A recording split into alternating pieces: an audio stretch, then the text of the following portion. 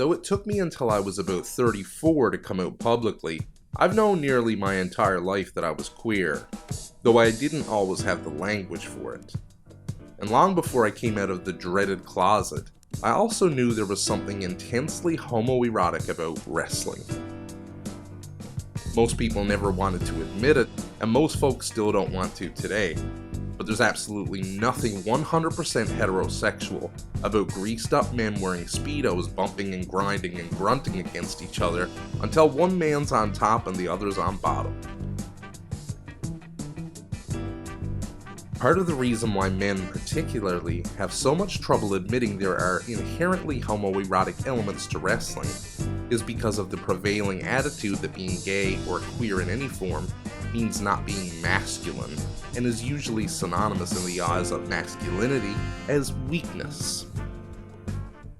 Apart from masculinity being an obsession in societies as a whole, masculinity is one of the wrestling world's greatest obsessions, and to its own detriment a lot of times.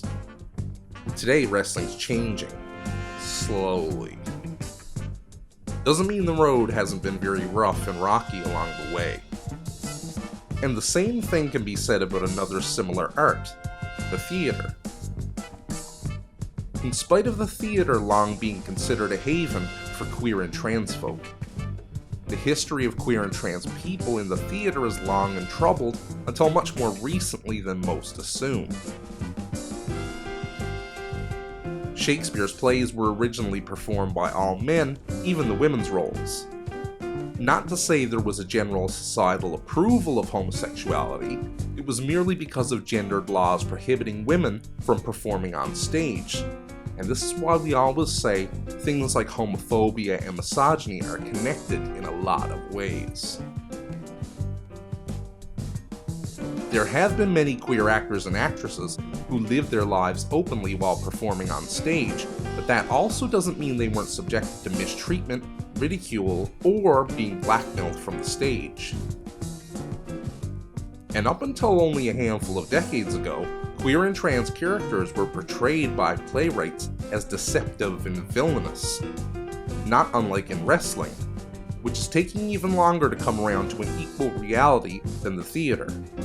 Unfortunately, wrestling still has a ways to go even in 2024. In the 1950s, 60s, 70s, and 80s, actual gay wrestlers like Pat Patterson, whose homosexuality was known within the industry, had to keep their private lives out of the public eye, while their heterosexual counterparts were allowed to do what they wanted. At the same time homosexual wrestlers were forced to stay in the closet, there were also characters being derogatorily portrayed as gay in the wrestling territories, and later in bigger promotions like Vince McMahon's WWF/WWE. Names like Adrian Street and Adrian Adonis particularly come to mind because the two Adrians each portray queered characters, and their portrayals of homosexuality rested on effeminate heel work. Street, though tough, presented himself as a very predatory queer man who'd beat you up and kiss you, whereas Adonis more so depicted his adorable Adrian as being a weak, sissified queer. Past the 1980s, WWF insisted on portraying gay or queer characters as heels who used their homosexuality to get cheap heat or played incorrectly off homophobia. One of the most infamous characters being Goldust, whose queered androgynous character caused uproar in and outside of the WWF. In the early 2000s, still stuck in the Attitude Era, WWF tried to do a positive gay storyline, so they said, with Billy Gunn and Chuck Palumbo, culminating in a disastrous gay wedding ceremony that spit in the face of GLAAD and every queer wrestling fan amongst the company's audience at the time. There's a lot more work for the wrestling world to do even now when it comes to queer and trans performers. However, there's a new generation of wrestlers who've drastically shifted the tide away from the dominant heteronormative culture that's gripped the wrestling industry since its inception. and many of them are making huge names for themselves on the indies, as well as in bigger companies like AEW. Performers like Dark Sheik, founder of the fantastic promotion Hood Slam, and the native beast Nyla Rose, one of AEW's first women's champions and the first transgender woman to win a championship in a major US promotion, have blazed a trail along with others for trans wrestlers. There's also EFFY, an openly queer wrestler who's carved himself out a hugely successful niche in the indie pro wrestling world, and someone who's channeled the rage of queer oppression into something positive for the community as a collective. With folks like EFFY, Dark Sheik, and Nyla Rose, along with all the other queer and trans wrestlers following in their fresh footsteps, young queer and trans performers in pro wrestling have a better world to look forward to when they come up in the business. Though there remains continued work to do, there's far more hope right now for queer and trans wrestlers than there was even a decade ago. And we must never forget how far we've come.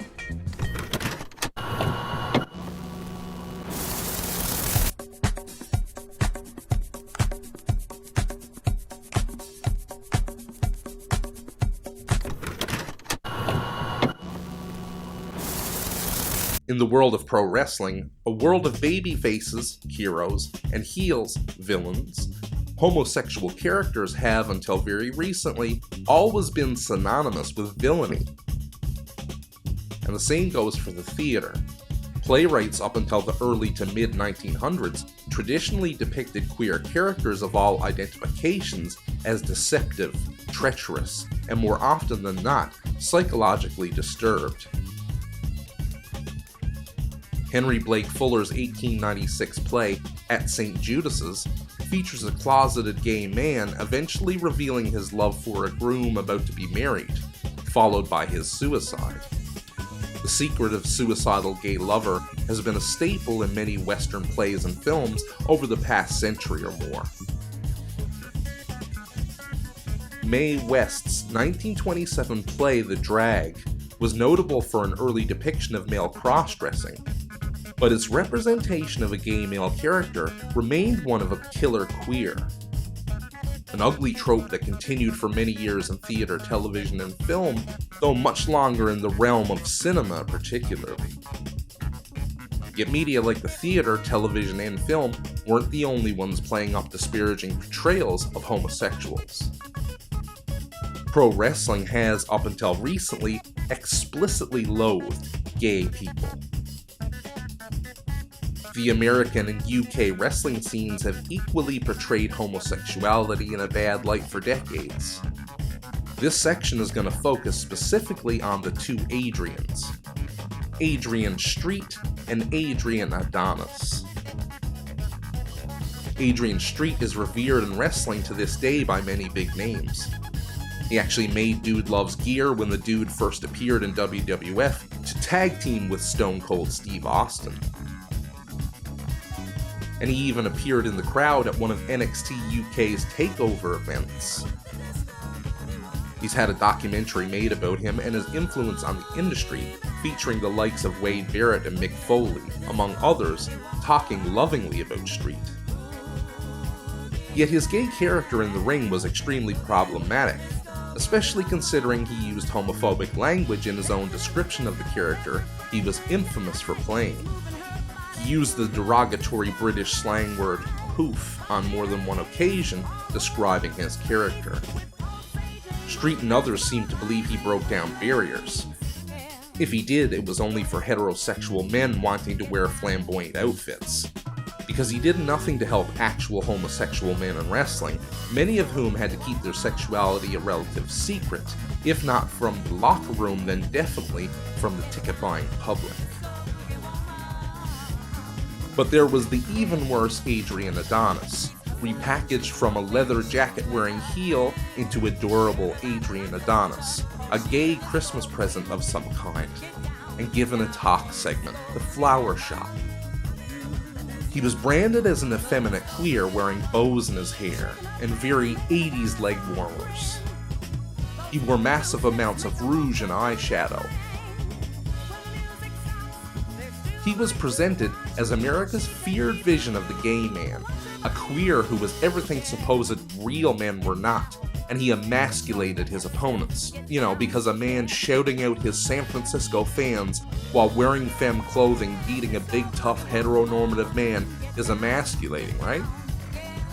No matter how people want to try to spin it in a different light, the adorable Adrian gimmick was as homophobic as anything else, even if he wasn't trying to kiss other men as much as Mr. Street for him.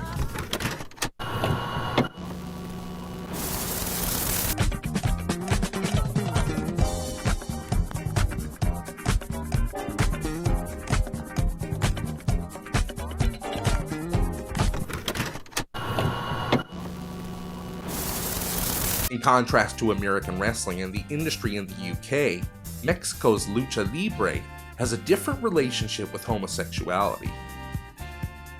Gay is still kind of perceived as bad or perceived as indicative of weakness, but there are more complicated dynamics at work between straight and gay wrestlers than there are in places like America or the UK when it comes to lucha libre. Exoticos have been part of lucha libre for nearly 100 years, and while their place in lucha libre is still kind of problematic in certain ways to many queer people, they do command a sense of respect. Not only that, they occupy a significant place in lucha libre history that doesn't quite have a parallel in the worlds of American and UK pro wrestling. First of all, Mexican wrestling and pop culture in general are far different than in other parts of the world. In Mexico, where mass-mediated popular culture has played a greater role in projects of construction and promulgation of a national cultural identity than in many other Latin American countries. In Mexico, where mass-mediated pop culture has played a greater role in projects of construction and promulgation of a national cultural identity than in many other Latin American countries. Film and other mass media have helped to circulate an especially dramatic coupling of a masculinity and nationalism. Machismo, enacted through displays of dominance, violence, and indifference to risks, coupled with melodramatic sentimentality, is a specifically Mexican cultural ideal of male behavior, which is seen in the way Mexico's lucha libre separates its typical macho male performers from those considered exoticos who wrestle in drag. Something common to all national variants of professional wrestling is a theatrical element, whereby the audience sees wrestlers performing morally coded roles. In Mexico, these roles are the rudo, bad guy, and the técnico, the good guy. More than that, lucha libre provides a spectacular affirmation of the equation between being a man and being on top. That's to say, lucha libre is, in a sense, obsessed with the idea of the man as the one who penetrates, and anyone who does not come out on top is weak in the most sexualized, masculinized sense. All pro wrestling, regardless of where it takes place, has historically been a space where presentations of masculinity are explicitly the focus of the genre, and where the audience witnesses various forms of negotiations of masculinity. But in Mexico, the divisions of rudos and técnicos is all the more compelling when we consider that exoticos are inherently considered rudos, the bad guys. The sexualized and gendered otherness of exoticos automatically makes them bad in the eyes of Mexican culture. It's strange then that exoticos are still respected as athletes by many Mexican crowds, and in pro-rudo audiences draw supportive cheers. That being said, exoticos are still called maricón, Spanish for the F word, even when they're being supported. In the face of all this, exoticos often publicly embrace in interviews or at least make comments in support of a gay identity. Regardless of the mixed messages, exoticos take on an effeminate identity. They perform successfully in a contest of masculinity, and in doing so they problematize the idea of the ring as an exclusively masculine space. Exoticos likewise disturb the dominant hetero narrative, pitting skill, wit, and spectacle against size and convention, by appropriating and undermining the manhood of their opponents. Although there are elements of being an exotico that go against positive representations of queer people, many of those elements come from the audiences themselves, not the performers. The exoticos of lucha libre are far more a positive force in Mexico and abroad than they are negative, and their disruption of hetero-masculine values is an important one in the evolution of pro wrestling as a whole globally. The theater began shifting towards atypical representations of queer people in the early 20th century with plays like Edouard Boudet's The Captive from 1926. It wasn't until La Cage aux Folles in 1983, near 60 years later, that homosexual relationships were the centerpiece of a major theatrical production. Even while the theater had already evolved somewhat, it was still a long time before queer people felt accepted by and represented in the theater community. And yet pro wrestling continued to drag its feet, perpetuating anti-queer and anti-trans attitudes through ill-conceived storylines and poor attempts at representing queer and trans characters in their programs. Perhaps the worst of it all was WWF's Attitude Era, when the shamelessness of the company was more evident than any other time in its long and complex history.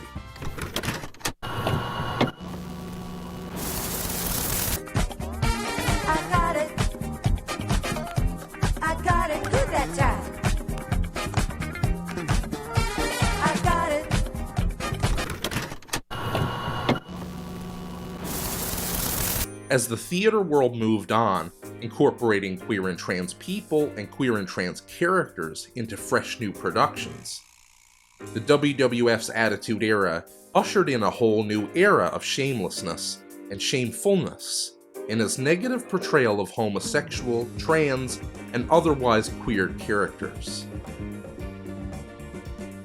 The first offender on the list is Goldust, played by Dustin Runnels, of whom I'm a huge fan. And I did love Goldust. Goldust wasn't entirely gay, nor was it ever explicitly said he was meant to be gay, though it's highly implied he was queer. Likely bisexual given his on-screen relationship with Marlena, aka Terry Runnels, Dustin's former wife. That didn't stop the WWF from using Goldust's ambiguity to their advantage. Often Goldust lusted after opponents, like Razor Ramon, and he'd at one point give Ahmed Johnson mouth-to-mouth resuscitation, prompting Ahmed to go into a massive homophobic rage, destroying everything in his path. The part that's most offensive is that Goldust was not officially gay or even queer. It was all just suggested, backed up by the fact he was very sexual with Marlena. So even though he was playing off the homophobia of other wrestling characters, as well as the homophobia of the audiences especially, he was still a hetero man. In essence, it did nothing to make a statement about the homophobia of others when confronted with Goldust. It only reinforced the homophobic sentiments in the backstage locker room, in the writer's room, and in the many crowds across the United States who gleefully cheered Goldust getting his ass kicked by hetero wrestlers, looking to reinforce their hetero-masculinity by beating up someone perceived to be queer. Goldust was an effeminate parody of a gay man, often beaten to a pulp, and a graphic dramatization of gay bashing. Part of Goldust's gimmick was rooted in transphobia as well, with many people speculating he was a hermaphrodite. Runnels actually admitted he was willing to get breast implants for the character, which would have only furthered the transphobia already subtly at play. WWF wasn't only homophobic throughout the Attitude Era, it also relied on transphobia more than once, such as when Mark Henry was discovered to have kissed a trans woman, sparking disgusting comments from the commentary table by Jerry Lawler and lots of anti-trans rhetoric from fans in the audience. Ugly stuff. In the waning years of WWF, as it was becoming WWE and purposefully trying to distance itself from its own Attitude Era, Vince McMahon thought it was a great idea to make Billy Gunn and Chuck Palumbo into a gay tag team. Billy and Chuck became more and more affectionate with each other. They wore matching gear, bleaching their hair blonde because, that's what us fags do. And Chuck even sported pigtails for a brief period. In September of 2002, Chuck proposed a life partnership to Billy, who accepted. Then they had a commitment ceremony, which ended with the two admitting it was all for publicity, and they were in fact quite hetero. It was really a big slap in the mouth to Glad, who'd been told specifically by the WWF that this was a real thing and not a brief gimmick, also proving that the company has never had any good intentions when it comes to portraying queer or trans characters. While indie wrestling and AEW have moved towards better representation for queer and trans people and characters, and AEW is still not doing everything it could, WWE still remains behind the times today. There are most certainly queer and trans wrestlers in WWE, but they're not given the spotlight like they are in other companies, big and small, which is a shame because the company loves to promote the military and give people like Donald Trump airtime. It just proves where their priorities lie, and it's only gotten worse now that they've been sold off. Thankfully, we have the indie companies and companies like AEW as well as Impact who are trying to lift up queer and trans people, even if they don't always do the best. And they're trying to spotlight queer and trans characters without making them into homophobic heels. More important than the companies are the queer and trans wrestlers themselves, who've broken down barriers for the rest of us, in and outside of pro wrestling.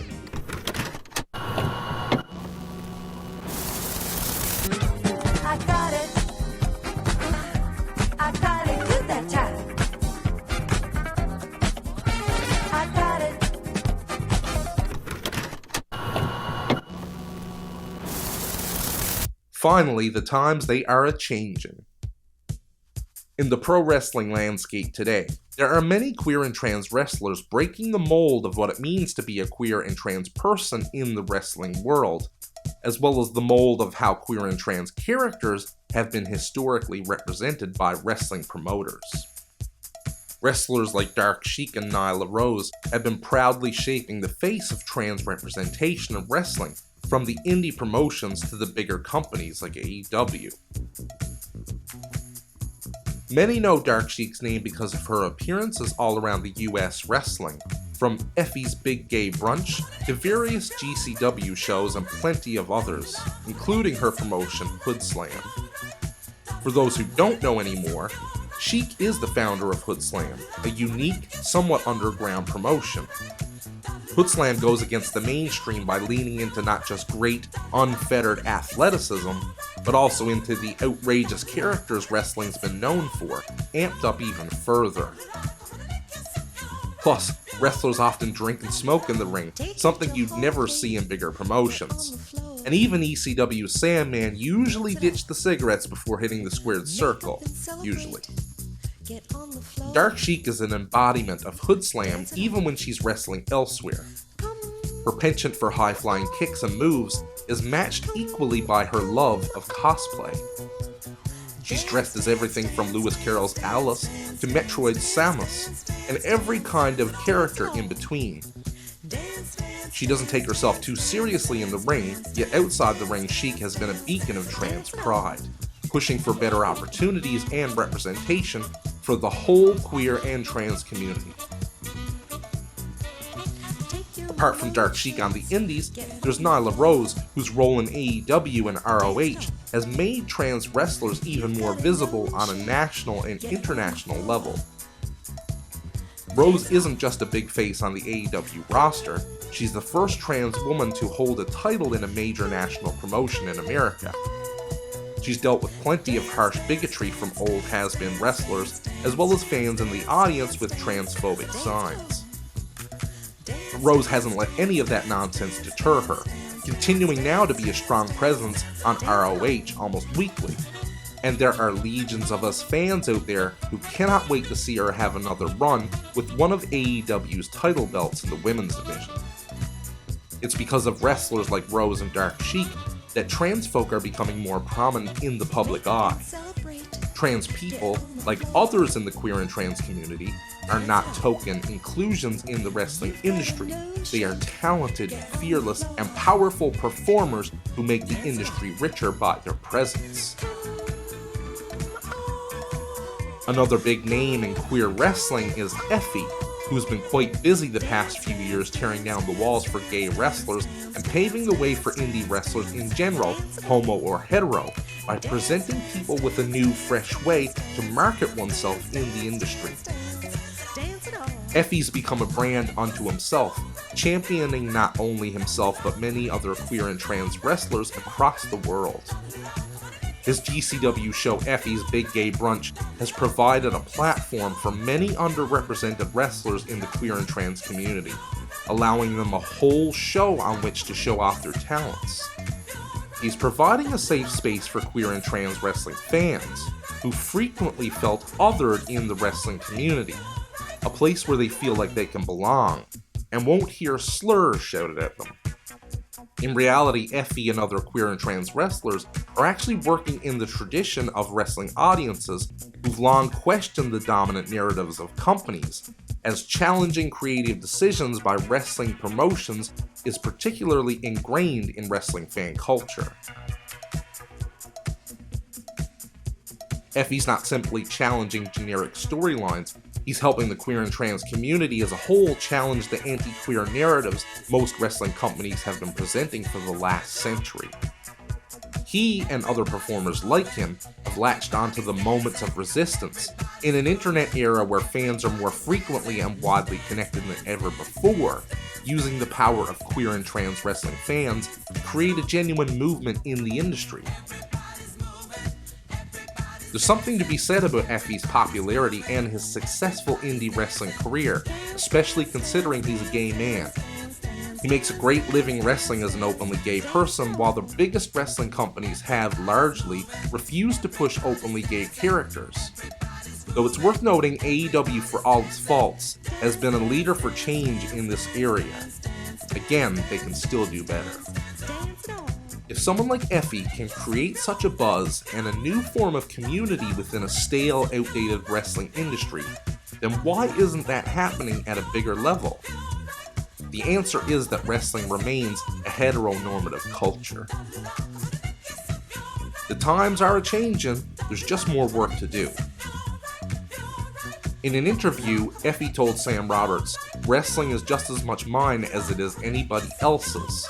And he wasn't talking solely as one individual, he was speaking for everybody who sits outside the dominant cultures ruling wrestling, whether that be black and indigenous wrestlers, or queer and trans wrestlers, or anybody else who isn't straight, white, cisgender, or the perfect size, or the perfect height, anything. He made another great point when he told Sam that he recognizes his own privilege as a 6-foot-tall cisgender man, even if he's gay, and that it's allowed him to take on risk for others in the community who can't afford to be so vocal and/or physical when it comes to bigotry. What it boils down to is that we in the community who are less at risk have to take on more risk at times for our fellow queers and trans folk. We have to use whatever privilege we have to change the wrestling space for everyone, not just ourselves.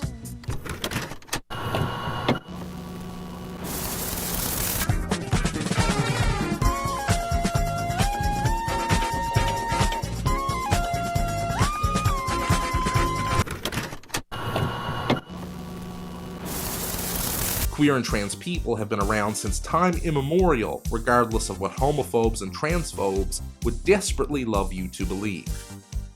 They've also long been a part of many performance industries like the theater. Françoise Racourt and Charlotte Clark were both queer performers who acted in plays during the 18th century, just like Charlotte Cushman in the 19th century. Though their careers were all negatively impacted by their sexuality, they were still a part of the industry and lived as openly as possible for the times. The same goes for wrestling. no stretch of the imagination to say that there are many wrestlers throughout history, especially early in the sport's history, who've identified as queer privately but weren't able to express it openly simply due to the fact the pro wrestling industry is so constructed around myths of masculinity. Dark Side of the Ring presented an episode on Chris Kanyon, who lived the majority of his wrestling career in the closet, for fear that his homosexuality would ruin it. Kanyon isn't a guy who was wrestling in the 50s, 60s, 70s, or even the 80s. He began his career at the beginning of the 90s, and it was 2004 before he was comfortable coming out to the wrestling world. Still, not everybody was willing or able to accept a gay man in the locker room or on TV. It's deeply sad he didn't live to witness what wrestling has become in the hands of other queer and trans wrestlers. It's been too long coming, but the queer and trans renaissance in wrestling is upon us. Better late than never, I say.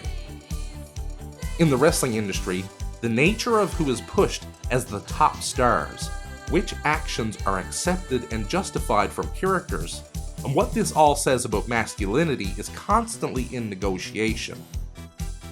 We've come a long way since Lanny Poffo cut a promo on the Rock and Roll Express about doing to them what AIDS does by turning fruits into vegetables. Nevertheless, Chris Jericho's still on AEW using lines about tops and bottoms like it's supposed to be funny and not homophobic. The old guard of wrestling is still around, and they're not all willing to change. That doesn't mean they'll continue to survive if they keep relying on old ways of thinking and doing business. Some things do still work, and a lot of stuff doesn't. Wrestlers like EFFY, Dark Sheik, Nyla Rose, and many more like Anthony Bowens, AC Mack, Diamante, Dylan McQueen, Edith Surreal are all turning the tide in their own ways, refusing to allow the hetero-masculine dominant culture in the industry to keep being the standard. I've been a wrestling fan since I was about 8 years old. That's around the time I realized I was queer too. The more I grew up, the more I saw the hatred, the fear, the loathing of gay people, both inside and outside of wrestling. It was part of the larger reason, along with other aspects of society, that I decided to wait until I was about 34 years old to come out of the closet and live completely openly. My hope is that the young wrestling fans growing up today will not have the same experience I did, and that a wrestler like a Dark Sheik, an EFFY, a Nyla Rose, an Anthony Bowens, a Diamante, and Edith Surreal might inspire even just a single young person who sees them to break free of the heteronormative shackles imprisoning their lives. There is hope. Those hopes are out there kicking ass and taking names for every single one of us in the queer and trans community.